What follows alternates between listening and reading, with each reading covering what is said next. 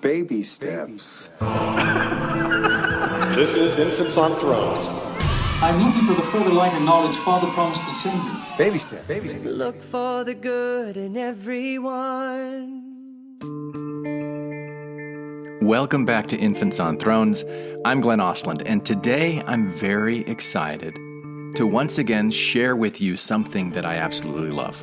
And that something is Johnny Harris, who is also a someone. I lie, and you lie, we all lie, and more importantly, we all believe lies. But Johnny is so much more than a liar.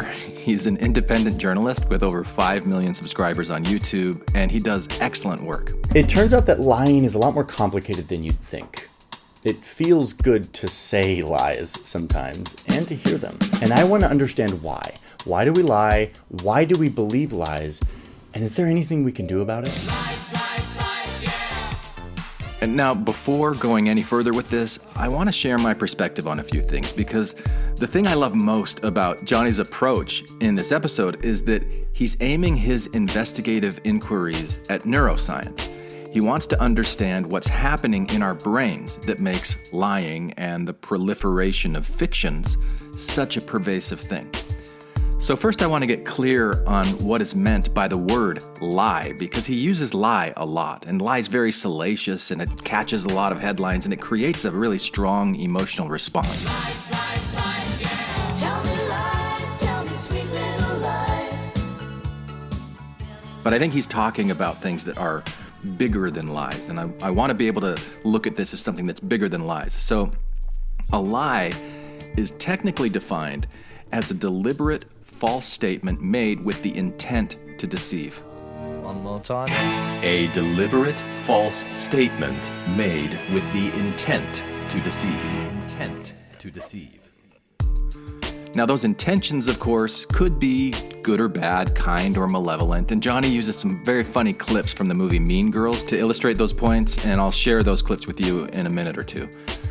But second, I want to make a distinction between lies and untruths, or wrong information. In other words, I want to make a distinction between intentionality and unintentionality. Or in even other words, I want to make a distinction between what's consciously being done and what's unconsciously happening inside of our brains. So I want to zoom out just a little bit to reframe this investigation to not just explain why we intentionally lie, but why we also unintentionally pass along wrong information. I lie, and you lie, we all lie, and more importantly, we all believe lies. So what if this were, I pass along wrong information, and you pass around wrong information, we all pass along wrong information, and most importantly, we all believe wrong information? It turns out that lying is a lot more complicated than you'd think. It feels good to say lies sometimes, and to hear them. And I want to understand why. Why do we lie? Why do we believe lies? And is there anything we can do about it? And this one would be, it turns out that passing along wrong information is much more complicated than it seems. Sometimes it feels good to pass along wrong information and hear wrong information, and I want to understand why. Why do we pass along wrong information? Why do we believe in wrong information? And is there something that we can do about it? And the reason I want to make this distinction between intentionality and non-intentionality and what's conscious and what's unconscious is because I really want to turn down the anger, that visceral emotional response when we feel like someone is intentionally trying to deceive us. Because a lot of times, people aren't really intentionally trying to deceive us. They're honest mistakes that people are making with wrong information. But if we've set our expectations that people are lying to us, and that when there's wrong information and people like to spread wrong information, that there's some kind of intent to deceive behind it, I think we're doing our own nervous system a disservice. That's my thesis, and that's why I want to add my 2 cents to what Johnny Harris is saying in this excellent video that he put out. Lies, lies, lies, yeah. So Johnny gives some examples of the kind of lies that he's talking about, and he uses clips from Mean Girls as a way to illustrate these, and it's a funny section of his video, so I'm going to include that right here. A lot of lies are actually meant to not hurt other people's feelings. Like the classic, giving someone a compliment when you really don't mean it. Vintage. So adorable. Thanks. That is the ugliest effing skirt I've ever seen. Or lying to avoid telling someone that you actually don't want to hang out with them. I can't go out. I'm sick. But then there are lies that start to become a little bit more malicious, more manipulative. Lying to get gain or advantage over somebody, to hurt somebody. Is that the summation? Yeah, they're the same thing. Wrong. He was so wrong. I pretended to be bad at math so that you'd help me. I mean, this is why corporations lie to us, telling us that if we drink this brown sugar water, then we'll suddenly be really beautiful and have a lot of friends. Okay, but even these are fairly innocent. Like, we know what they're doing. The scarier lies, the ones that I'm worried about, are the ones that we tell to protect our tribe or to hurt our enemy, and how easy it is to willfully believe them. There is no doubt that Saddam Hussein now has weapons of mass destruction. These are the dangerous lies, the ones that are becoming easier and easier to make believable. They're the ones that I want to build defenses against, which is why I'm making this video right now.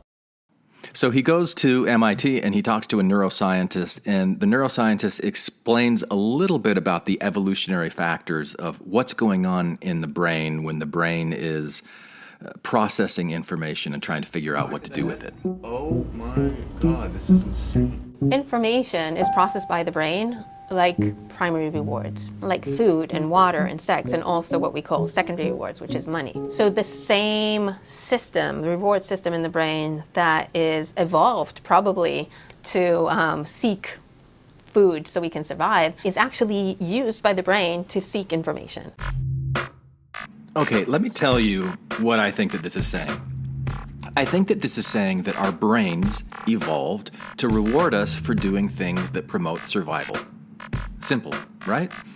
Of course, when I really stop to think about what that's saying, it makes me appreciate the complexity of what we're talking about here. It turns out that lying is a lot more complicated than you'd think. Yeah, way more complicated. Way more complicated. Because the story of evolution is the story of life evolving on this planet over billions of years. So let's dive into this fascinating story from the beginning with at least the best understanding that science has been able to provide to us. And if I'm giving misinformation here, which I'm sure that I am because we keep learning more things, I hope no one thinks that I'm lying. So picture this. About 4.5 billion years ago, Earth was just a hot, molten mess. No life, just a chaotic ball of fire and lava. Over time, things cooled down a bit and oceans started to form. It's in these primordial waters that the magic began. Around 3.8 billion years ago, the first signs of life appeared, tiny single-celled organisms. These early life forms, like bacteria, were incredibly simple compared to what we see today. They floated around, absorbed nutrients from their environment, they reproduced. Life was pretty basic. But here's where it gets interesting. These simple organisms started to change. Through a process called mutation, tiny changes in their genetic code occurred. Some changes were bad, some were neutral, but occasionally some changes gave these organisms a tiny advantage. Maybe they could move a bit faster or survive in slightly different conditions. For instance, imagine a single-celled organism floating in the ocean. One day, a random mutation gives it a tiny tail-like structure called a flagellum. Suddenly, this little guy can move. It starts to swim towards areas with more food and swim away from harmful substances. These are our genetic ancestors, by the way, and we have a genetic memory of this in every cell in our body. So anyway, keep going. This movement was driven by a basic form of sentient awareness, the ability to sense its environment and react to it. Another example is a microbe that mutates to be more resistant to salty conditions. Imagine our oceans with varying levels of salinity.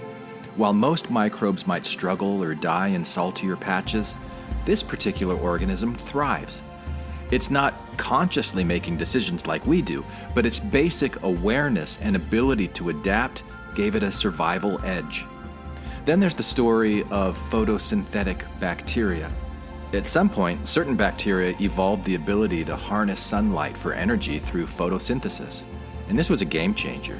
These bacteria could live in areas with plenty of sunlight, using their evolved capacity to convert light into food. This basic awareness of light and the ability to utilize it provided a significant advantage. And we have this in every single one of our cells called mitochondria. It's not just the plants that do this. Now, these tiny advantages meant that these organisms were more likely to survive and reproduce, passing on their beneficial traits to future generations. And over millions of years, these small changes accumulated, leading to the incredible diversity of life that we see today. So, fast forward to about 600 million years ago, and we start seeing more complex life forms. Think of jellyfish and simple worms. These creatures were still in the ocean, but they had specialized cells and body parts. Evolution was working its magic slowly but surely. Around 500 million years ago, a period known as the Cambrian explosion happened. It's called an explosion because there was a massive increase in the diversity of life. Suddenly, we had creatures with shells, eyes, and even primitive brains. Life was getting more complex, and the ocean was becoming a bustling metropolis of bizarre and beautiful organisms. As life continued to evolve, some brave souls ventured out of the water and onto land. This happened around 400 million years ago. Plants were the pioneers, followed by insects and then amphibians, those half-water, half-land creatures like early frogs. Now let's jump to about 250 million years ago when reptiles were the big shots. Dinosaurs ruled the earth, but they weren't the only game in town. Mammals were also evolving, though they were small and mostly nocturnal, trying to stay out of the way of their giant reptilian cousins. Then, about 65 million years ago, a massive asteroid hit the Earth. That impact caused a catastrophic event that wiped out the dinosaurs. This might sound like bad news, but it was actually a golden opportunity for mammals. With the big guys gone, the mammals started to flourish. They evolved into all sorts of shapes and sizes, filling every ecological niche they could find. Among these mammals were our distant ancestors, small, furry creatures that eventually gave rise to primates. Primates are a group of mammals that include monkeys, apes, and of course, us humans. And about 6 million years ago, the evolutionary path of primates split, leading to the ancestors of chimpanzees on one branch and our own human ancestors on the other. The journey from these early human ancestors to modern Homo sapiens is a long and winding one. Our ancestors started walking on 2 legs, developed larger brains, and began using tools. These changes didn't happen overnight. They took millions of years, but each step along the way, our brains were evolving to help us survive. And here's where the brain's reward system comes into play. Imagine that you're an early human and you find a juicy piece of fruit or manage to catch a fish. Your brain releases a chemical called dopamine, which makes you feel good. This reward system evolved to encourage behaviors by releasing dopamine that enhance our survival. And that could be finding food, forming social bonds, and avoiding danger.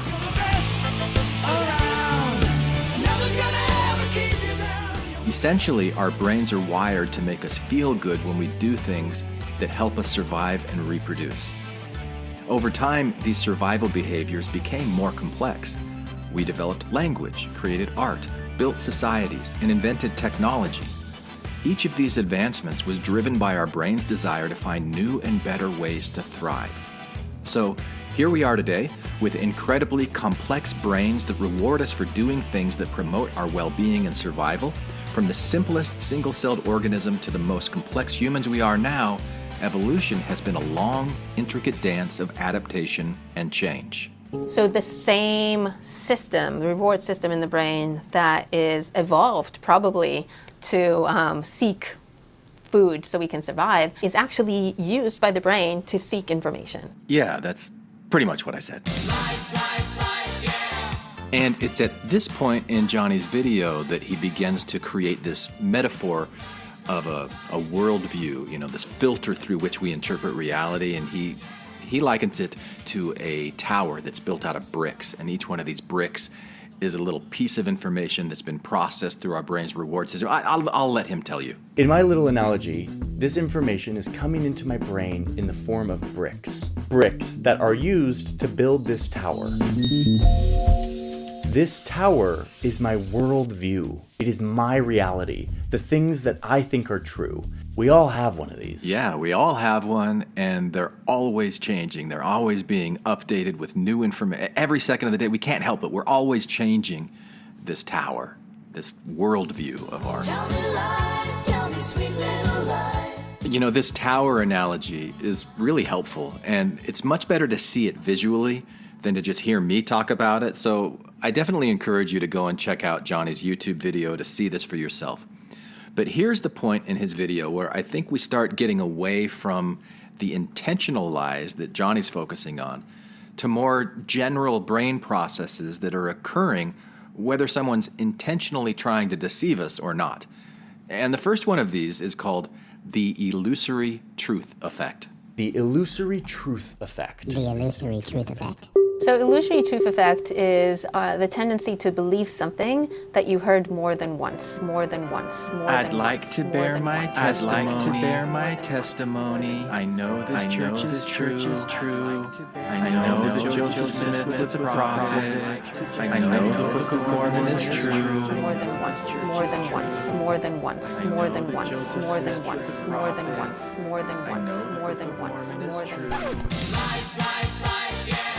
And I still remember the first time that I got up to bear my testimony in a Mormon chapel. It was probably, I don't know, I was maybe 4 or 5 years old. And I remember getting up there. My parents, like my dad probably, walked me up there. And the memory that I have is when I spoke into the microphone and I heard the echo going all the way through the cultural hall and back in the basketball court area. And there's a stage at the very end, like the far end. And with that echo effect, I thought that there was another kid on the other end that was bearing his testimony. And so I immediately stopped talking because I was afraid that I was talking over somebody. I know it's a huge irony in my life. But month after month, I would be encouraged to go up and bear my testimony and say those things over and over again. And this is where I think it's important to make a distinction about intention, because I know for a fact that my parents believed truthfully, sincerely, in all of these messages that they were teaching me. They weren't intentionally trying to deceive me. Nevertheless, this illusory truth effect pattern played a very significant role in the way that my worldview was created as a child. I'd like to bear my testimony. I know this church. Tell me lies, tell me sweet little lies. See, if you grew up as a member of the Church of Jesus Christ of Latter-day Saints like I did, or really if you grew up in any religious or social group that influenced your deeply held beliefs by repetition, I pledge allegiance to the flag of the United States of America and to the republic for which it stands, one nation, under God, indivisible, with liberty and justice for all. well, then maybe you will immediately recognize that the illusory truth effect has played a significant role in the shaping of your worldview from a very early age. Like, I think about myself that it's easy to think that there truly is liberty and justice for all, whether there actually is or not, when you've repeated that phrase over and over again as a child. I know for me, it took many years to see social, racial, gender, sexual orientation, prejudice, and injustices because the illusory truth effect made me feel that as a country, we had already achieved those things, so what's everyone complaining about? I used to wonder. One nation, under God, indivisible, with liberty and justice for all. The illusory truth effect at work. Now, Johnny does a really cool experiment at this point in his video. He shows a lot of news clips that are repeating over and over again how crime is at an all-time high. Then he shows actual statistics that debunk this claim, and he uses this example to explain how, from a neurological perspective, once the illusory truth effect has created a brick in our worldview, well, that brick never entirely goes away. Okay, so you hear something a bunch of times and it starts to code as true. And then, and I hate this part, even after that information is debunked, like I looked up all the stats, I read all the FBI reports, and I know that that is not a true assertion, even then, the ghost of the brick still stays around. It's still there, and it quietly influences my behavior. Like, I know this claim is false, but the idea of crime is now more pronounced in my mind, and I'm living with increased stress and anxiety about it, even though I'm at a lower risk than I was 5 years ago. And it's such a strong effect. You know, you do an experiment and you always get it. You show subjects a bunch of sentences, and some of them you only show once, and some of them you show twice, and then you ask them, oh, is this true? Is this not true? They're more likely to believe things are true if they've seen them more than once. And the reason is that when you hear a sentence for the first time, your brain does a lot of work to process it.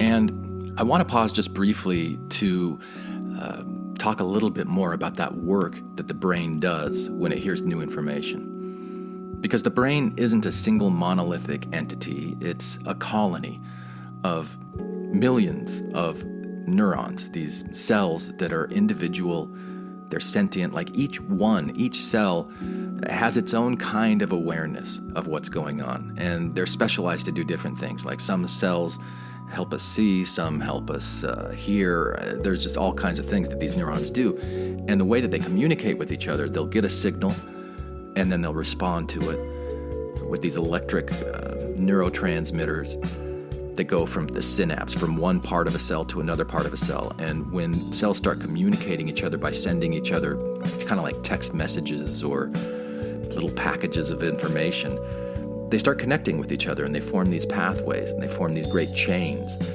And so we've got in our brain these neural pathways that are like superhighways that mean that the neurons have been communicating with each other, responding to the environment around it in certain ways that become almost automatic in our head. Like when there's this superhighway of a neural pathway, there's not a lot of energy that's required to maintain that. It kind of does it on its own. You may have heard neurons that fire together, wire together. This is what I'm talking about here. So when there's a new piece of information where there isn't an established neural pathway, it's like having to carve a new walkway through an untamed jungle, and you've got your machete out there and you're cutting away branches. I mean, it's not exactly like that, but the amount of work that's required for new neurons to fire and wire together, the brain would rather use that energy to maintain what it's already established that seems to be keeping things just fine. You know, if it ain't broke, don't fix it. That's kind of the default evolved philosophy of the brain. So when you hear information, it kind of takes work to maintain it, remember it, develop it into a habit. It's usually like 28 days before a new habit becomes an automatic, like robust neural pathway in the brain. So when this neuroscientist is talking about the amount of work that it takes to process new information, we're talking about like these millions of cells and what it is that they're doing in our brains that is all happening below our level of awareness. In fact, our awareness is a result of what it is that they're doing. It's all just so fascinating. And the reason is that when you hear a sentence for the first time, your brain does a lot of work to process it. So imagine I tell you a shrimp's gut is in its head. Right? So you're processing this information. Maybe you're imagining the gut in the head. Maybe you're thinking about the last time that you ate the shrimp. Now, the second time I tell you a shrimp's gut is in his head, you don't need to do as much processing. Right? You've heard it before, so there's less processing. And the way that our brain works is that when there's less processing, there's less surprise, we just immediately, unconsciously, automatically assume things are true. So is a shrimp's gut in its head? It is. It is. You can see this in the brain scans. I mean, look at this. Even after being debunked, the misleading information stays in the brain and competes with the good information for your attention. All right, let's pretend, if we can, that we didn't just hear Johnny say misleading and bad information. And let's try to think of this strictly as a process of nature that isn't good or bad, it just is. What we might call misleading or bad, from this perspective, is a collaboration between neurons. And if these are well-worn pathways, well, the brain, as a collective, kind of wants them to remain as they are. Easy to maintain, not requiring extra energy that, could be used for other things. If it ain't broke, why fix it? So the competition that's happening between the established belief, the well-worn superhighway of neurons, and the new idea, this path that's being blazed through a jungle, it's kind of like a competition for resources. And you don't just flip a switch and delete an old superhighway idea and then insert a new one It takes consistent, repeated effort to create new, robust neural pathways. And over time, new habits and ways of thinking can be established. This is partially why it isn't always easy to remember things that you just heard, and is also why it typically takes about 28 days of repeated behavior to create a new automatic habit. Of course, if new information can leverage existing neural pathways, like maybe adding a new lane or two to a superhighway, or maybe an off-ramp or a side road to existing superhighway pathways, in these cases, the brain doesn't have to expend as much energy as it would if it were blazing a new trail through a thick, uncharted jungle. So in other words, if new information jives with the existing information, it's easier to incorporate this new idea, and we kind of feel that it's true already. And Johnny calls this kind of information preferred information bricks that are added to the worldview tower because they kind of already fit with what the design of the tower is. These bricks, we'll call these bricks preferred information. They're kind of like the fancy people at the airport who have platinum status and who breeze through security and get priority boarding, but in this case, priority boarding into your brain. These bricks are bits of information that line up with your pre-existing beliefs. They fit really nicely into your worldview tower. I mean, look at how nicely these are fitting into my worldview. I love this.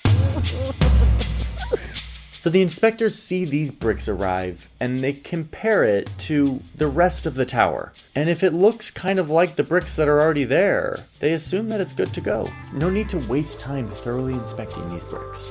Yeah, so earlier he talked about regions of the brain like the hypothalamus that act as inspectors for new information, comparing whatever we're experiencing in any given moment against the established memories of previous experiences that have been experienced in the past, which is what previous experiences means.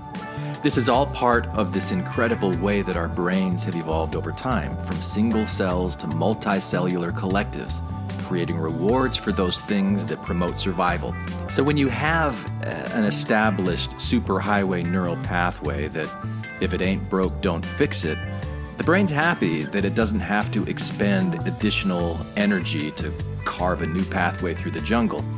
So another way of looking at this is when you just kind of stick to what you already know and you don't make your brain have to do extra work to learn new things and create new neural pathways, the brain kind of likes that, and so the brain can, for that act of maintaining the status quo, give you a little visit from Dorothy, the dopamine fairy. Wait, what the? Who is this? Who let you in here? Who are you?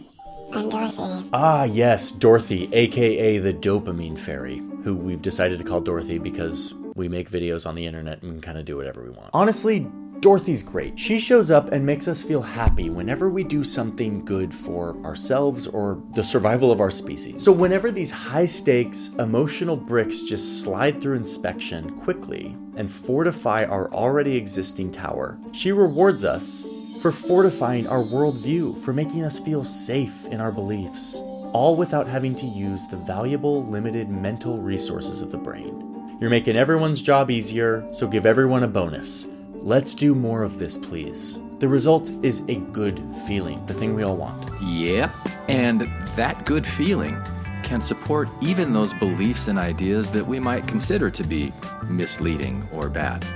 Yeah, I know I told you that I wanted to pretend that we didn't hear those words, and now I've kept repeating them to you. Sorry, I guess I'm messing with your brain. But I do all of this from a place of love, from the love of learning and growing and discovering new things. And if you've listened to this podcast for a while, you've probably heard me talk a lot about confirmation bias. And this is one of those reasons why I love this video from Johnny so much, because in exploring this question of why we lie or why we pass along so much wrong information, misleading and bad as it might be, Johnny goes right to this place of confirmation bias, that what we expect to see in the world is what we perceive of the world. And I'm going to talk more about this in the next episode where I review a lecture from Anil Seth, who I love too. But anyway, confirmation bias. What we expect to see in the world is what we perceive of the world. And that's not because of any mistake or any flaw of nature, just the opposite. It's because this is what our brains have evolved to do because it's been advantageous for us for millions and millions and millions of years. So it probably still is. So what this thing that we call confirmation bias is or does is it kind of shapes the information that we receive, where we accept information like this through this cookie cutter. Like, I do like the analogy of the tower and the bricks that Johnny talks about, but I kind of wish it was more translucent. Like, instead of bricks, it was panels in a stained glass window. And these panels can be colored or pigmented in different ways that have to do with our emotional response, the way that we respond to things, so that when light shines through this window worldview of ours, this stained glass window, this compilation of all of our experiences, it creates a certain image and pattern and color. And if we could actually see it like that, it might be more like a kaleidoscope that constantly is moving, but there would still be this established pattern and worldview of the stained glass window. And so our confirmation bias means that this light that comes in is, like light moving through a prism. It's transformed into whatever it is that we're expecting to see. And to create a new thought that goes against those expectations, that takes work. That's hard to do. But the fact that it's hard to do isn't a mistake or a flaw of nature. It's just how it is, and it's a good thing. And to learn more about ourselves, well, that's a really good thing too. So that, my friends, is confirmation bias. It is the lovely feeling you get when you're met with information that confirms your worldview, whether it's true or not. If it confirms your worldview, makes you feel safe in your and your group's identity, you're gonna be way more likely to accept it without giving it any scrutiny. We're also more likely to go out and seek information, opinions, and data that confirms what we already believe. Mm-hmm. And on the other hand, we're less likely to believe information that goes against what we already believe, and less likely to go and seek it out. That's what we got to be careful about. That's the dangerous stuff. Danger, misleading, bad. Yeah, maybe it is. But what if the reason that I find so many things potentially dangerous, misleading, and bad is because my worldview tower, built out of stained glass bricks, is built out of fear-colored bricks, making a confirmation bias that makes me interpret things as, let's say, faulty, that might not actually be faulty, but they feel faulty because that's how the light's shining through these bricks. Maybe the reason that I think that it's faulty is because I haven't taken the time to really question and look for other possible interpretations, because that takes work. And maybe I don't even know how, or maybe I don't even know that I can. Now, did I mention that Johnny Harris is also an ex-Mormon? Shall the youth of Zion falter In defending truth and right? Will the enemy assaileth? Shall we shrink or shun the fight? No. True to the faith that our parents have cherished. True to the truth for which martyrs have perished. To God's command, soul, heart, and hand, faithful and true we will stand. I wonder how much of his experience of leaving Mormonism has influenced his current worldview and the way those translucent bricks, the stained glass window bricks, are shaded. Because it seems to me that he's very interested in finding the truth behind the lies, and I can totally relate to that. Can you? Let's just switch gears for 1 second and ask a very important question, which is why? Why does our brain have these faulty habits that make us so susceptible to lies? Now, I am going to respectfully challenge Johnny here and suggest that maybe these habits of the brain are not faulty. Maybe these habits of the brain are perfectly successful habits of the brain that evolved over millions of years and are here now because they've been wildly successful.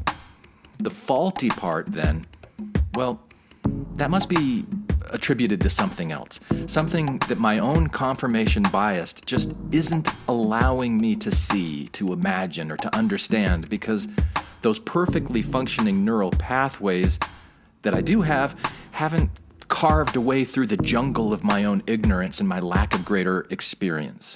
Not quite yet, but that's what learning out loud can help with, maybe, right?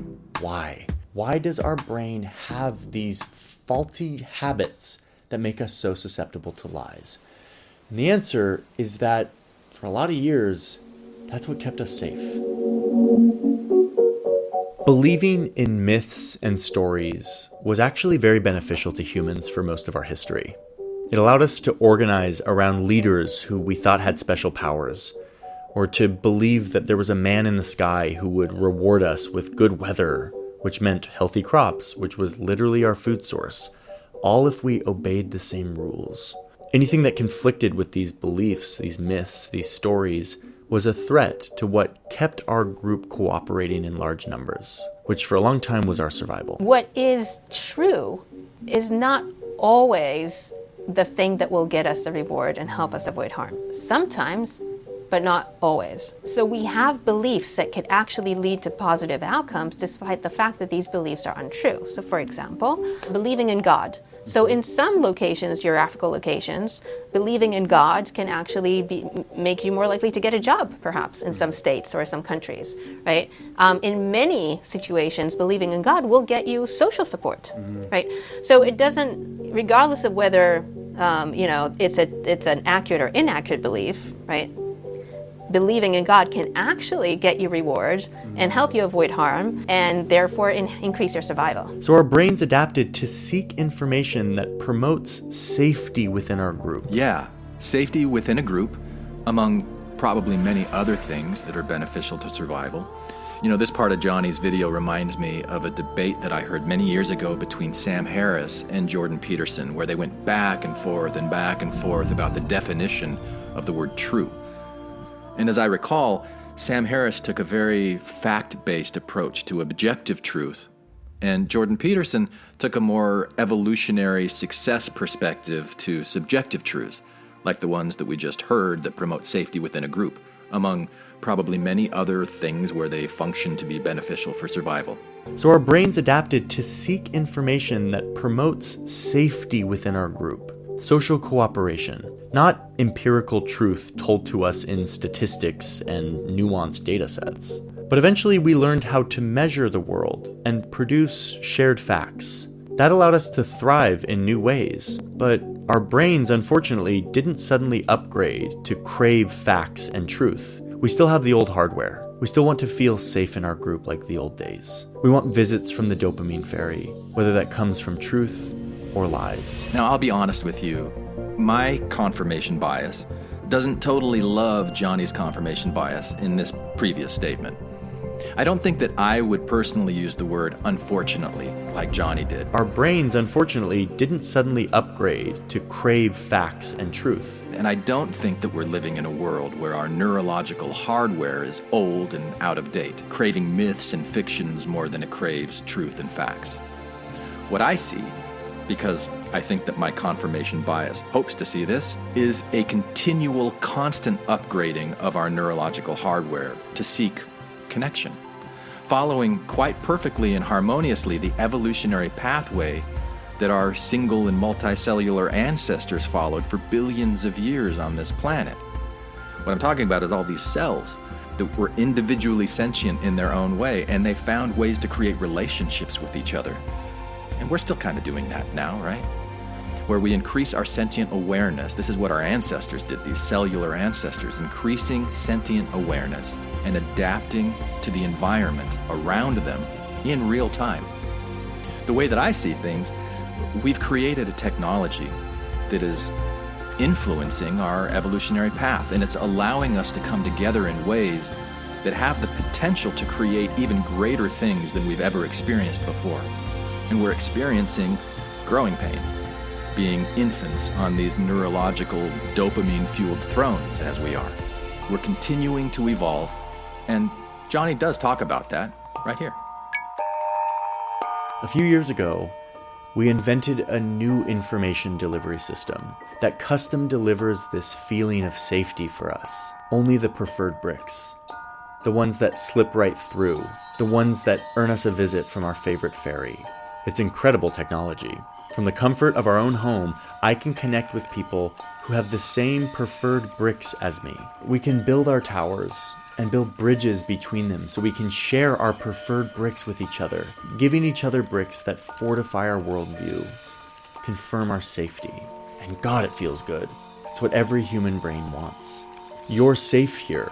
And whenever someone else with a different kind of tower shows up to the neighborhood and tells you in 280 characters that all of these bricks that make up the foundation of your tower are wrong and that you're an idiot for building your tower that way, you and everyone in your tower neighborhood get to fire arrows at them from afar. Oh look, and here comes the fairy again, to reward you for dunking on this enemy, this threat, allowing you to further bond with your group who helped you. All right, so let me ask you to pause for a moment, dear listener, and ask yourself, this social media environment that Johnny is describing, is this a good thing or a bad thing? How do you feel about it? Because as far as I'm concerned, however you answer that question, whatever you're feeling, that is right and true. Because whatever you're feeling is an expression of your current worldview, your own confirmation bias. That's real. It actually exists. It's what's going on right now.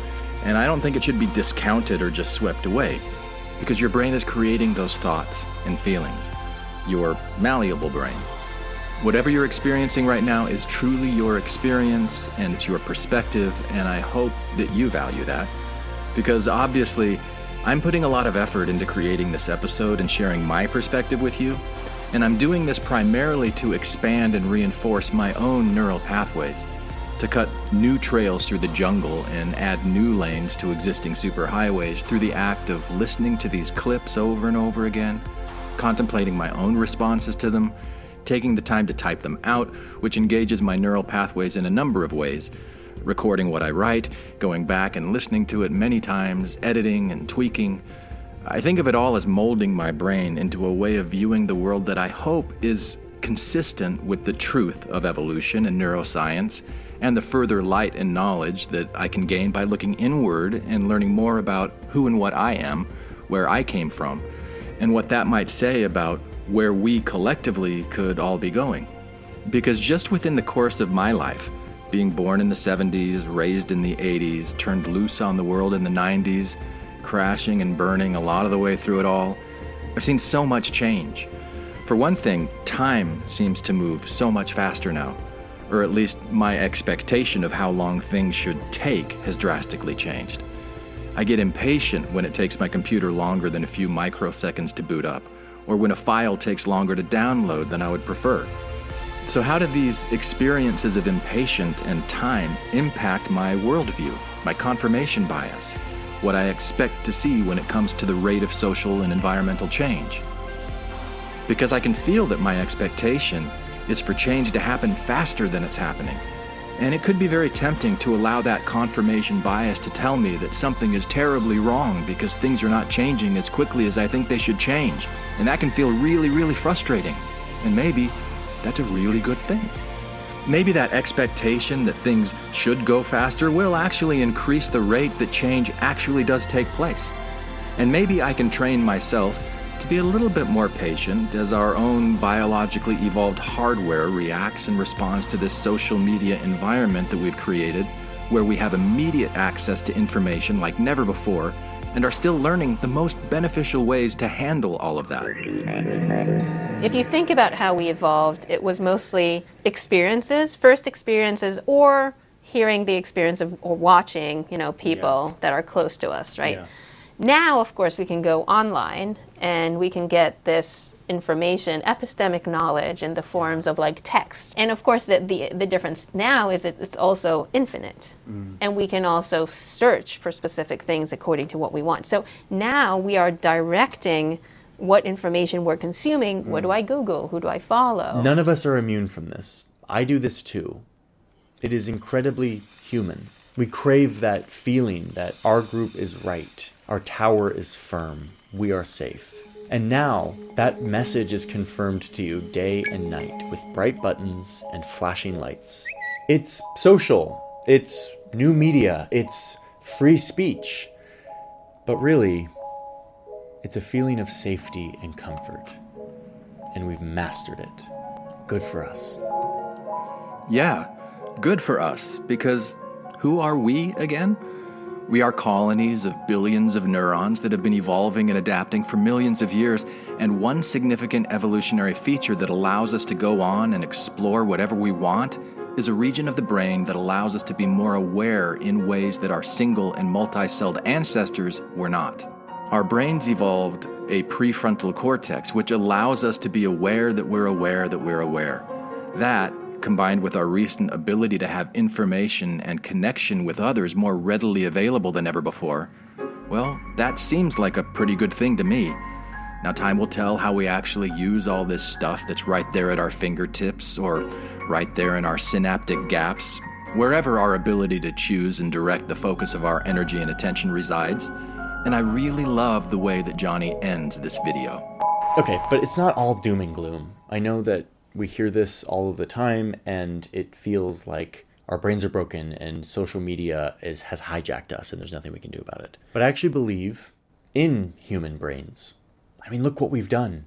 If there's anything humans can do, it is transcend our natural impulses to find more enlightened ways to work together and to create real safety and real connection. Not the cheap and easy stuff. So I think we can do this. Baby steps. We're just at a moment in time where it's going to take some work. Baby steps. So as we all go back into the trenches of the internet that is now laced with misinformation and lies, let me give you a few tips that I have started using to navigate this world.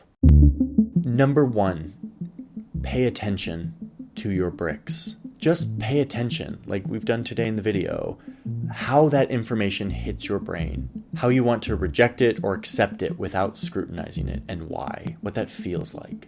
I think that's step 1 for all of us. I know I am sharpening my sense as I've reported the story and thought about this more. I'm going to walk away from this with a much keener sense and desire to put some friction in that often frictionless experience of letting bricks in that confirm my previously held worldviews. So pay attention. Yes, pay attention to your bricks, your thoughts, your feelings, your moment-by-moment experience, the color and shape of these stained glass panels. Raise your awareness of yourself. That's what I've been working on for me as well, and I definitely have not mastered this, although I do see marked improvement in my self-awareness abilities compared to where I was certainly in 2012 when the other infants and I started this podcast. And I really think that doing this podcast has been one of the primary ways that I've done this, that I've made these changes to myself. Listening to myself and evaluating myself and interacting with others and learning new things, sometimes uncomfortable new things. And one of those uncomfortable new things has been the acceptance of my own transitory nature, the way that my beliefs can change and the way that those changes can be super uncomfortable, especially when I'm desperately clinging to a belief or an idea that I've really invested in, that I'm really attached to, like my sense of myself versus others. Because, you know, I'm pretty sure that when I look at someone else with any kind of judgment and I think that they're brave or cowardly or smart or stupid or they're right or wrong, I'm pretty sure that those thoughts are a reflection of my own translucent stained glass window bricks that make up my worldview tower, and they're projections of my biases. So in that sense, my judgments about others, yeah, sometimes they're right and sometimes they're wrong, but they are always 100% of the time a reflection of what's inside of me. So if I pay attention to what I think and feel about other people, and I take the bulk of responsibility that I'm the one who's creating those thoughts and feelings through my own highly evolved brain and my worldview, I can maybe pay attention to my bricks and learn more about my own worldview, so that when I see things that I want to be different, ironically enough, they're often connected to these judgments that I'm making about others, that I can set some personal goals and I can do some personal work to develop some personal new habits. Because 28 days isn't really all that long. Number 2, remember how we actually change someone's mind. Most of us every day see some article or tweet or post that we deeply disagree with and that we think is based off of lies or misleading information. I will tell you, and there's now decent science on this, that one way to not change that person's mind is to yell at them and tell them that they're wrong. In fact, new studies are suggesting that trying to prove somebody wrong, especially in an internet setting, actually has the opposite effect, forcing us to refortify our towers. The more we yell at each other, the more we polarize, and the less we talk to each other, the less people's minds change. So if you're someone who has those types of arguments or leaves those types of comments on the internet, just know that the only person you're serving is you. You're not serving anyone else. You are serving that feeling that you get when you leave that comment that confirms your identity. You do you, but you're not changing anyone's mind. Hello, my name is Elder Price, and I would like to share with you the most amazing book. But you're not changing anyone's mind. And you know, believe it or not, this is one of those parts of myself that I've been really trying to change. This idea that I have to change anyone else's mind in the first place. Yes, my Mormon-formed mind taught me to be a missionary in every moment and conditioned me to seek out dopamine hits from Dorothy whenever I convert someone else to my one true way of seeing things. But I don't want to be like that anymore. I want to embrace the natural malleability of my changing and evolving self. I want to change with others, to share with them what I think and to encourage them to share with me what they think, to be curious about diverse perspectives and experiences, to look for the good and the mutually beneficial solutions to shared common problems, to live in harmony with my own biology, learning lessons that my own evolved cells can teach me, the further light and knowledge that comes from looking within and without, because there's so much that I don't know. And I got tired a long time ago of pretending that I have the one true truth that everyone else has to know. And I'm still searching for the further light and knowledge that was promised to me. And when I pay attention to my bricks, my worldview tower, my unique perspective that has been shaped by the experiences of my life that no one else has experienced in exactly the same way, well, that's when I realized that I'm one of many such unique perspectives. And there's so much that I don't know, so much that I haven't experienced, and I'm just so curious to know and understand what other people are knowing and experiencing. Because if there really is one true truth, then that one true truth has to be a composite of all of these different perspectives, everybody's perspectives, all added together, all blended together. That's the way to get to truth, not by trying to force everybody to see things my way.